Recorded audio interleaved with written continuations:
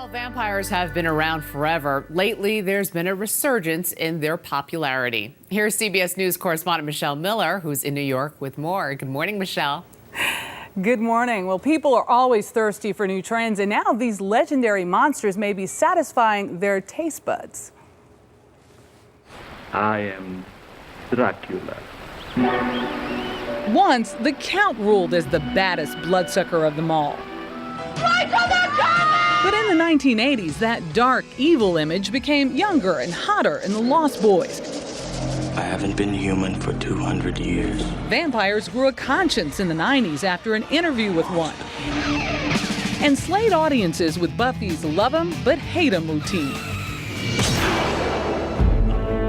Now the new Night Stalkers are giving those other vamps a run for the title. I think everyone's taking vampires. They're all the rage in books, movies, and on TV.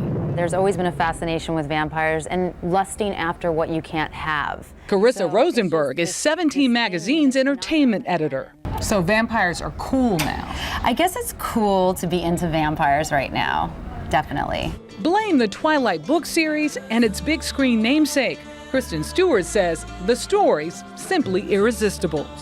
It's just about two people that are dysfunctionally devoted to each other and how it screws with everything else in their lives. Say it. Vampire. Immortality, seduction, longing, it's all in there. She smells fresh. Add a little raunch, and you've got TV's hottest new cable series. I can't live without True Blood once a week. It's so sexy. In True Blood, vampires have come out of the coffin, so to speak. The subtext so complete, it's meant true love for its co-stars, now engaged in real life. Marketers are also sucking up the sex appeal. I think this trend is like vampires themselves, undead. There are cards, Barbie dolls, makeup, clothing. With the Twilight sequel New Moon and another series, The Vampire Diaries, set to be released this fall, fans are letting the undead in and perhaps living through them. Is it not enough just to have a long and happy life with me? It would be for me. And Julie, if that doesn't quench your thirst, True Blood, the beverage, is now available online for anyone who really needs a taste of the vampire lifestyle. And we brought some for everyone to try. Julie, you probably shouldn't, you know, with the baby, with the baby on the way. But you've got to try this, folks. I want everyone to take in. a sip It and tell smells me what it fruity. tastes like. Well, you know, the premise of the series is vampires can come out of the coffin, so to speak, because, you know, now they have a synthetic drink just for them to drink. Yeah, It's just fruity, fizzy. It's bubbly and fruity. It's bad, it's good.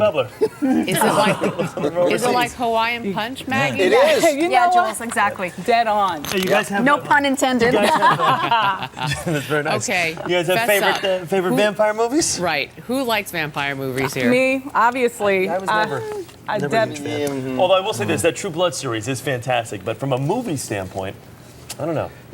Yeah, I'm not. I don't think I can really jump on the bandwagon. Well, it's here. obviously obvious I'm into Twilight, but it was Bram Stoker's Dracula and Blade. When they asked us our favorite, I would be willing to bet, because usually when they ask us our favorites, that Julie and I would have the same favorite, because we're from the same generation, graduated high school the same year. So Jules, was yours Lost Boys? Thank you. You see? I felt weak saying it. Like, does that qualify? Jules, we're so 80s. Don't tell me it was your infatuation with Corey Haim and Corey Feldman.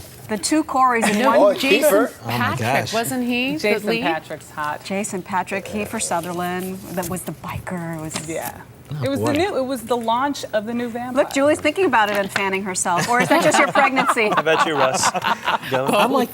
I'm like you, Chris. Not a big vampire movie. I do like True Blood, but when I told our producer Kate Gibson, I said American Werewolf in London, which she wrote me this very curt note back. Russ, that's not a vampire. That's a werewolf. No, it said she hit reply all, and it said Russ, as the name implies. Yes, that is a werewolf movie, not a vampire movie. Yes. Because they asked me, and I said Top Gun, and they're like, "That's not a vampire." No, which one did you really say, Chris? All right, guys, put the pictures up, and you can have your own jokes for this, of the one that I just chose. Oh, George Hamilton.